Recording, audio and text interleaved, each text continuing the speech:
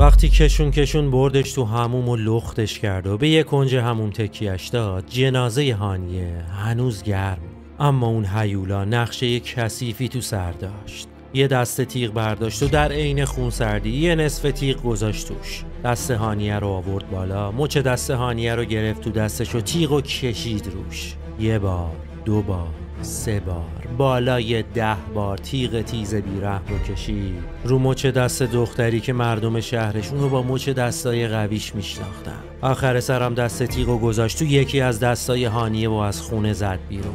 قبل از به پا شدن این صحنه سازی شوم، هانیه مرده بود، اما اون بیشرف به جنازش هم رحم نکرد تا دختر ورزشکاری که چند روز قبل کل شهر پر شده بود از بنرای تبریک قهرمانیش، آخرین برگ دفتر زندگیش اینجوری تلخ و دردناک ورق خورد. سلام دوستان، به کانال اعتراف خوش اومدید. شما بیننده و شنونده یه پرونده دیگه از سری ویدیوهای ما هستید. پرونده قتل فجیع هانیه بهبودی، قهرمان زن مچ‌اندازی ایران. اگه به گزارش‌های اعتراف از پرونده‌های جنایی علاقمندید، خوشحال میشیم کانال رو سابسکرایب کنید و زنگوله کنارش رو هم بزنید تا ویدیوهای جدید رو از دست ندید. قاتل میدونست اگه هانیه بیدار و سر حال باشه زورش به اون نمیرسه. واسه همین قرص خواب‌آور ریخت تو آب میوه و به خوردش داد. هانیه که بیحال شد، هیولا نقابشو زد کنار. یکی از روسریای خود هانیه رو برداشت، 2 سمتشو نگه داشت و انقدر تو هوا تاب داد تا عین یه طناب محکم بشه. اینجا بود که از پشت به هانیه نزدیک شد و روسری رو انداخت دور گردنش و انقدر فشار داد تا نفس دختر بیچاره بند بیاد. اما این همه فاجعه نبود. اون هیولا جنازه رو کشون برد تو حموم، لختش کرد، نشوند یه گوشه حموم. تیغ رو نصف کرد و گذاشت تو دست تیغ و حالا وقت خون ریختن بود. هانیه نفسش بند اومده بود، اما هنوز تنش گرم بود و وقتی تیغ رو کشید رو مچ دستاش، خون جاری شد کف حموم. اما قاتل به همینم قانع نبود. مچای قوی هانیه خار چشمش بود، واسه همین مچ دستا رو گذاشت رو سکوی حموم و شروع کرد با لگد ضربه زدن و با شنیدن صدای خورد شدن مچای دست هانیه تازه آروم شد و از خونه زد بیرون و رفت سراغ مادرش. پرونده این جنایت سیاه و دردناک نخستین ساعات بامداد جمعه 16 خرداد 1404 تو بیمارستان از زهرای شهرستان فریمان از توابع استان خراسان رضوی باز شد. فریمان تو 75 کیلومتری شرق مشهد و در مسیر مشهد به مرز افغانستان واقع شده. بامداد جمعه 16 خرداد یه مورد خودکشی به اورژانس بیمارستان از زهرای این شهر رسید. فرد خودکشی کرده هیچ علائم حیاتی نداشت و از همون اولم معلوم بود نمیشه براش کاری کرد. با این حال تیم پزشکی برای احیای بیمار دست به کار شدن، ولی تلاششون بیهوده بود و انگار 1000 سال از مرگ اونی که رو تخت اورژانس خوابیده بود میگذشت. اینکه هر بیماری روی تخت اورژانس از دنیا بره قطعاً برای کادر درمان ناراحت کننده و آزاردهنده است، اما طبیعتاً نمیتونن واکنش آنچنانی داشته باشن و باید خیلی زود خودشون رو جمع و جور کنن تا به موارد اورژانسی دیگه رسیدگی کنن. ولی این یکی فرق میکرد و دیدن جنازه رنگ پریدش روی تخت اورژانس بدجوری کادر بیمارستان رو ریخت به هم. آخه تو اون شهر کوچیک همه هانیه بهبودی رو میشناختن. این زن 23 ساله قهرمان تازه فریمان بود و هنوز بنرای تبریک قهرمانیش تو سطح شهر پر بود و نمیشد باور کرد که خودکشی کرده باشه. معاینات اولیه روی جسد همین فرضیه رو تایید کرد که خبری از خودکشی نیست و هانیه بهبودی قطعاً به قتل رسیده. روی گردن هانیه رد کبودی شدید وجود داشت که نشون میداد علت تامه مرگ خفگی بوده.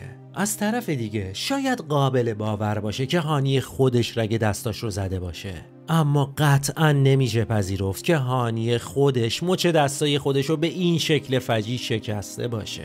بعد از این معاینات اولیه قتل تایید شد و پلیس در جریان قرار گرفت و شوهر هانیه که فراری بود به عنوان مظنون اصلی تحت تعقیب قرار گرفت. کسی که بدن بیجون هانیه رو به بیمارستان رسوند مادر شوهرش بود. مادر شوهر هانیه خالش هم بود و اون شب جنایت شوهره به خونه مادرش میره و با این ادعا که حال همسرش بد شده از مادرش میخواد به همراه اون بیاد خونش. مادره رو جلوی خونش پیاده میکنه و کلیدم بهش میده و بعد پا میذاره به فرار. مادر شوهره که خاله هانیه هم بوده بعد از ورود به خونه با فاجعه ای روبرو میشه که تا مرز سکته هم میره، اما خودشو جمع و جور میکنه تا هانیه رو برسونه بیمارستان، شاید بشه برای دختر بیچاره کاری کرد. ولی دیگه کار از کار گذشته بود.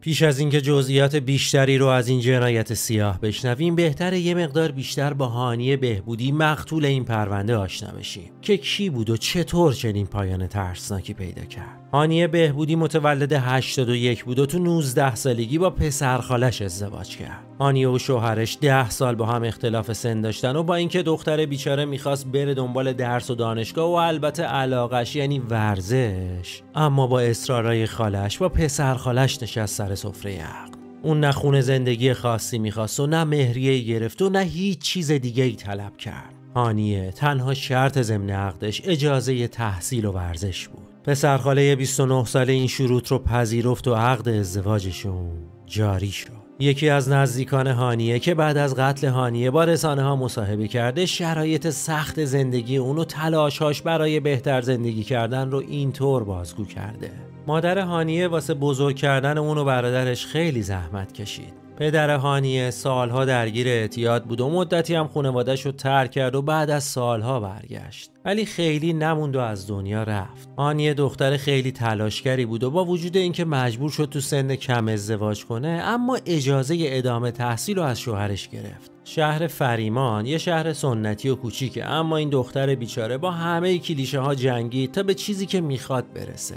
هانیه تو همون سال اول ازدواج باردار میشه و صاحب یه دخترم میشه، اما بعد از به دنیا اومدن بچهش کنکور میده و تو رشته تربیت بدنی تو همون منطقه خودشون وارد دانشگاه میشه و تمرین تو رشته ورزشی مچ‌اندازی زنان رو هم شروع میکنه و به سرعت یکی از قهرمانای کشوری میشه.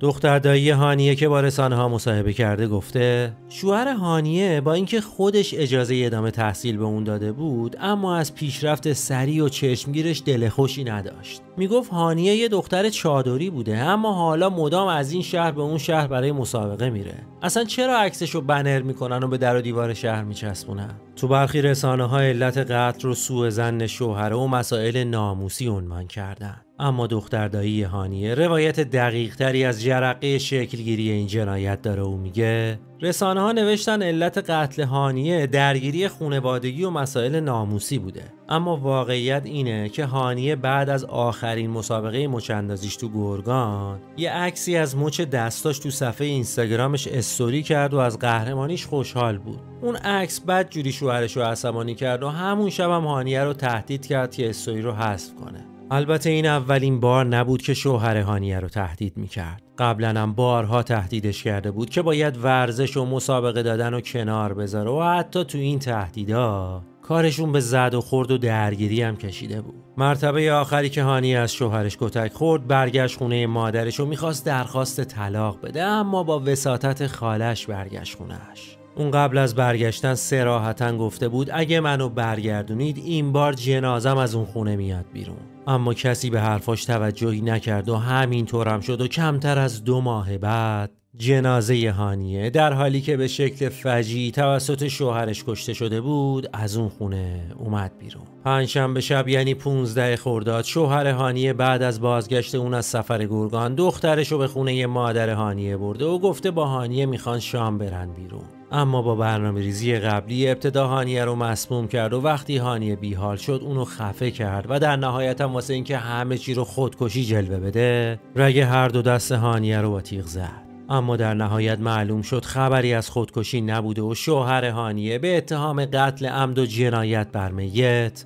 بازداشت و راهی زندان شد تا با تکمیل پرونده به اتهاماتش تو دادگاه رسیدگی بشه. متهم تو اعترافات اولیش قتل رو قبول کرد و ریز به ریز جنایت ترسناکش رو هم بازگو کرد. یکی از ترسناکترین بخش‌های اعتراف قاتل این بود که گفت بعد از کشتن هانیه و شکستن مچ هر دو دستش خطاب به بدن بیجون و غرق به خون همسرش گفته ببینم دیگه چجوری میخوای مچ بندازی؟